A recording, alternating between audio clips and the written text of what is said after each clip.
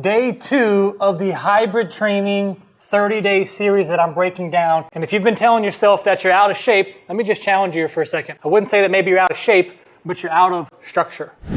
Because the reality is, once you can understand what the structure looks like, the input and the output of what you're trying to actually accomplish becomes a lot easier. Fix the structure, fix the output. And this is day 2 of the Hybrid Dad series that I'm creating. Yesterday we talked about strength, we talked about building muscle, we talked about recovery, we talked about building an endurance and how to actually change your body, not only aesthetically, but building muscle, but still being able to accomplish all the things you want to be able to be fit, to be able to play with your kids, be able to get down and roll around with them without blowing out your back, without doing CrossFit workouts that hurt your shoulders, because that time has gone and passed. Now we need a more sustainable approach. So if you missed that video, go check it out yesterday. But today, I want to address something a little bit deeper, because most guys aren't out there failing because of a lack of information. Heck, there's workouts and information and resources all over the internet and here all over YouTube. But you're failing, most people are failing because they don't have the structure in place. And structure is what will help you get the big fancy word results. Without the structure, random workouts, it makes it very difficult to accomplish what you're trying to achieve, losing weight aesthetically. So let's talk about what structure actually looks like in my hybrid training program that I'm currently working through myself right now. So here they are. Here's the 4 things that matter the most. We got weekly training progressions, nutrition anchors, and then most importantly that keeps all of this in line is accountability and the metrics, because the numbers do not lie. Let's dive into how it looks like on a weekly first. So if we reverse engineer weekly, then we look at daily, of course, and we have to have planned out sessions. What days are you actually going to work out? Reverse engineer that. What time are you going to work out? And then reverse engineer that. How much time do you have to dedicate to your training? Whether it's 15 minutes, whether it's 30 minutes, 45 minutes, or if you're a gung-ho hero, 90 minutes. So we got to break down what days, how long, and then what are you going to be doing, / what equipment do you have available to, because you will not be successful if your barrier of entry becomes harder. So we have to make it easier by least path of resistance, because you will have success doing what you actually do more of. So heck, if that means starting off with 15 minutes a day from the house with kettlebells or body weight only, but you actually do it, we're moving in the right direction.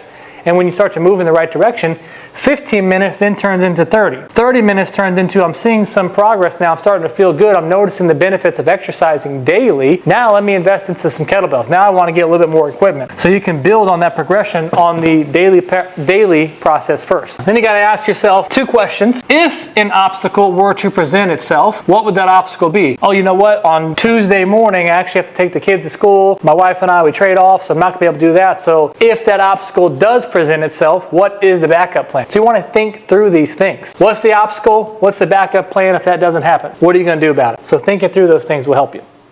And when you follow a plan on a daily basis, you know that how much of that is going to be dedicated towards mobility, how much of that is dedicated towards strength, how much of that is dedicated towards endurance, and it's all mapped out. That way, come training day, whenever you log in, you show up, you execute, and you just do the work. Now, when you're putting in the work, I operate on 2 different training blocks over a 6-week, typically, training block. And on odd weeks, we work on a progression here. On even weeks, we work on a progression here. So that means this is a set of exercises, typically like maybe lower reps, and then the opposite week might be a different set of exercises, higher reps. But then on week 3, this is now a progression from week 1. So we're going to increase the reps, we're going to increase the time under tension, we're going to increase the volume, we're going to increase everything by somewhere between 3 and 6%. And then on the next week, it's progressions of this series. So this makes it to where you're keeping training fun, because you're not only just adding 5 pounds, that gets boring over time, but you're adding variety. So you're keeping the brain stimulated because you're doing new things and challenges of the same exercise. Except for the compound lifts, of course, we're just trying to own and become more proficient in those movements. So that's the strength component of things. When it comes to the endurance, we've got to have mapped out on a total weekly basis how much time is dedicated toward zone 2 training, how much time is dedicated towards interval training. All of these things go into factoring in what a good training program looks like. Strength is easy. Everybody likes to lift.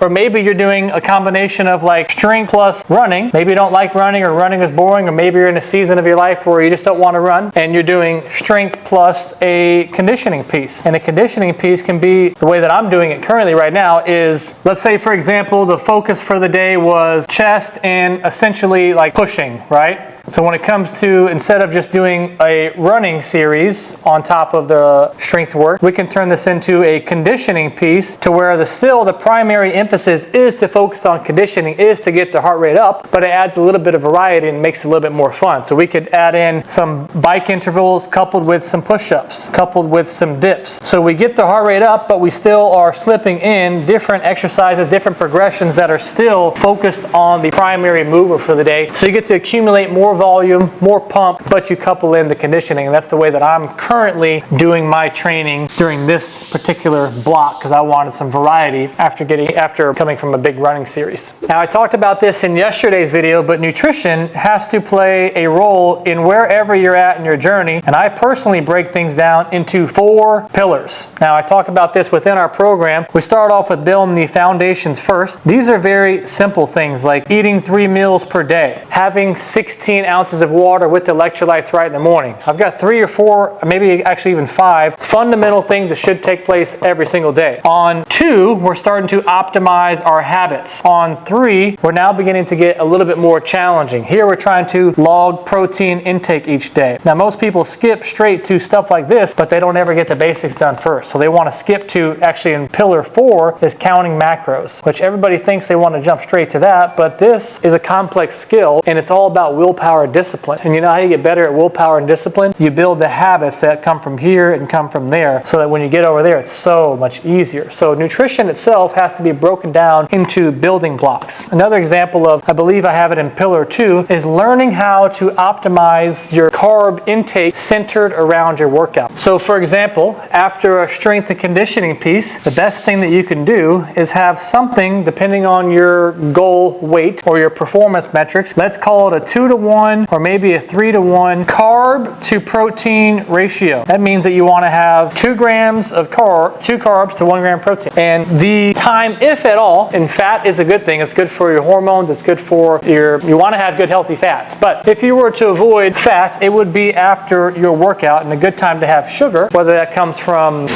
fruits and things like that. It'll help you absorb protein better, and it'll spike your insulin in a good way, so you can begin to replenish your glycogen from the carbohydrates. So I intentionally have carbs, have protein, have some type of sugar, honey, fruit, things like that. And one other thing about carbohydrates, depending on what time of day you're working out, if you end up overeating at night, if you have more brown rice, complex carbohydrates, has more fiber involved, and that will keep you full for longer. If you need quick energy, you can go with white rice, white potatoes, things like that.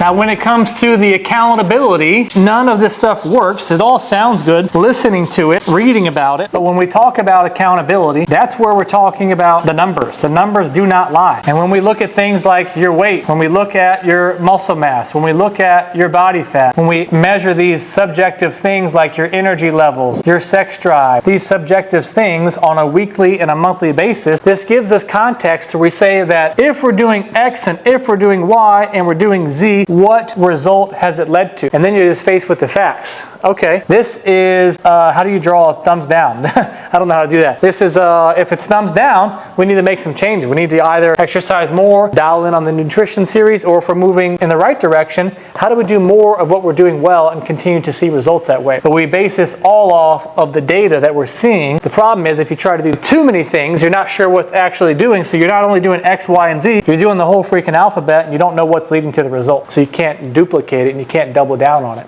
And that's why most guys end up working a lot harder than they need to, and they stay stuck. That's what happens whenever they start and they fall off every 6 weeks. Jump between workout programs and different training apps and all that because they're trying to figure out what's working. There's too much in the kitchen because they're trying to outwork the bad system or lack of system. Thinking that motivation will solve the inconsistency, but you're inconsistent because you're not sure what's working, so you don't know what to do more of. So you end up trying harder, you end up putting in more effort, but you're putting effort into a thing that doesn't lead to a result or to to a measurable result. And that's why it leads to burnout. So if you've been feeling like you're lazy, if you've been feeling like you're inconsistent, or maybe that you're broken, that this isn't possible, you're not, man. People are losing weight, people are getting fit every single day. You're just not following the right structure and don't have the right accountability pieces in place. And then once you actually do, all of this stuff actually starts to click and you start to see results. And when you see results, guess what happens? You build momentum. And when you have momentum, you feel better and you do more of it and you're actually feeling way better. You got more energy and you're thinking, how is this all so easy? You feel athletic again. You start to feel like an athlete and you're training with a purpose again. And you're seeing the progress week after week and you're like, finally.